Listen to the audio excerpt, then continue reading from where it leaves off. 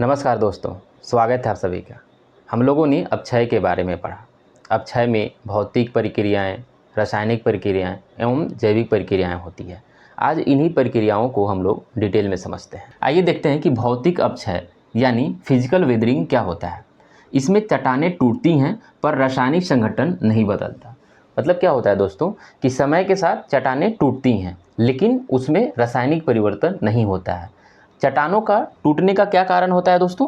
तापमान हो सकता है, जल हो सकता है, हिम हो सकता है या फिर दबाव यानी प्रेशर हो सकता है। तापमान का क्या रोल है इसमें दोस्तों कि जैसे ही तापमान बढ़ता है तो पत्थर या शैलखंड क्या होते हैं, एक्सपेंड यानी थोड़ा फैल जाते हैं। लेकिन टेम्परेचर जब कम होता है तो ये क्या होते हैं, धीरे धीरे सिकुड़ जाते हैं। और बार बार यही क्रिया से क्या होता है कि धीरे धीरे उस चट्टान में दरार पड़ जाएंगी और छोटे छोटे टुकड़ों में विभाजित होगा। यह एक लंबी प्रक्रिया है दोस्तों, 1-2 साल में यह परिवर्तन नहीं होता है।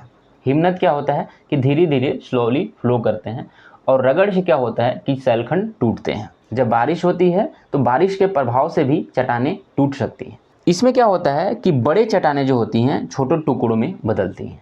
अभी हम लोगों ने उदाहरण देखा कि किस तरह से चट्टानें जो होती हैं छोटे छोटे टुकड़ों में विभाजित होती हैं। इसी को हम लोग क्या बोलते हैं दोस्तों? भौतिक अपक्षय बोलते हैं। आइए अब समझते हैं कि रासायनिक अपक्षय क्या होता है। रासायनिक अपक्षय में क्या होता है दोस्तों कि चट्टानों में रासायनिक परिवर्तन होता है। इसमें क्या था कि केवल शैलखंड छोटे छोटे टुकड़ों में विभाजित हो रही थी, उसमें रासायनिक परिवर्तन नहीं हो रहा था। लेकिन इसमें रासायनिक संगठन बदल जाएगा। जैसे मान लीजिए क्या होता है दोस्तों कि कैल्शियम ऑक्साइड है। कैल्शियम ऑक्साइड जो है क्या करेगा दोस्तों कि जल से अभिक्रिया करके क्या बना लेगा, कैल्शियम कार्बोनेट बना लेगा। तो ये इसका रासायनिक परिवर्तन हो गया, रासायनिक चेंजेज हो गया।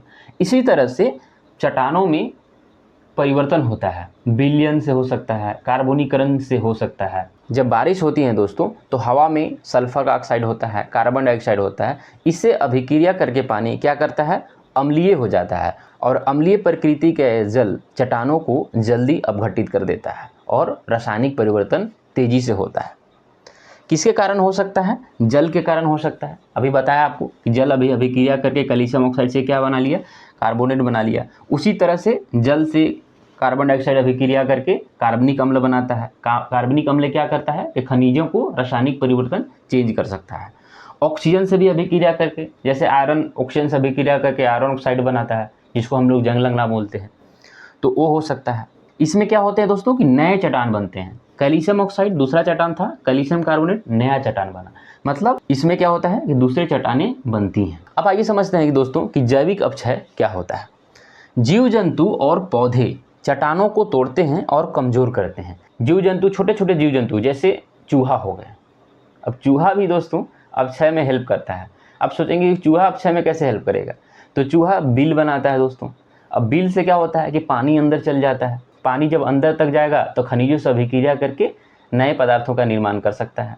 उसी तरह से दीमक हो गए, केचुआ हो गए, इस तरह से छोटे छोटे जीव जंतु जमीन में रहते हैं, भूमि के अंदर में रहते हैं, उसके वजह से जैविक अपक्षय होता है।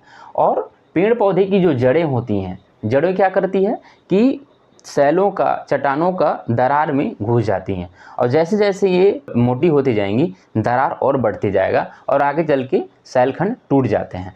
मानव गतिविधियां से भी होता है दोस्तों। आयरन ओर हो गया, कॉपर का ओर हो गया और भी बहुत सारे खनिजों का ओर निकालने के लिए हम लोग क्या करते हैं, खदानों को बहुत अंदर तक खोद देते हैं और उसमें क्या होता है कि वो वायुमंडल का संपर्क में आ जाता है, पानी का संपर्क में आ जाता है, जिसके वजह से वो एरिया में अपक्षय जल्दी होता है।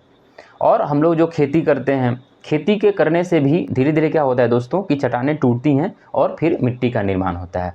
तो इस तरह से मानव गतिविधियां की वजह से भी जैविक अपक्षय होता है। इसमें क्या होता है दोस्तों कि मुख्यतः भौतिक प्रभाव होता है लेकिन रासायनिक परिवर्तन भी हो सकता है। कहने का मतलब यह है दोस्तों कि जनरली जो जैविक प्रक्रियाएं होती हैं उससे क्या होता है कि बड़े बड़े जो शैलखंड हैं वो टूटते हैं, छोटे छोटे टुकड़ों में विभाजित होते हैं, मिट्टी का निर्माण हो सकता है। लेकिन ऐसा नहीं है कि उसमें रासायनिक परिवर्तन नहीं होता है। तो ये थी दोस्तों अपक्षय में जो मुख्य रूप से प्रक्रियाएं होती हैं उनके बारे में हम लोगों ने जाना। आशा करते हैं कि आपको वीडियो समझ में आया होगा।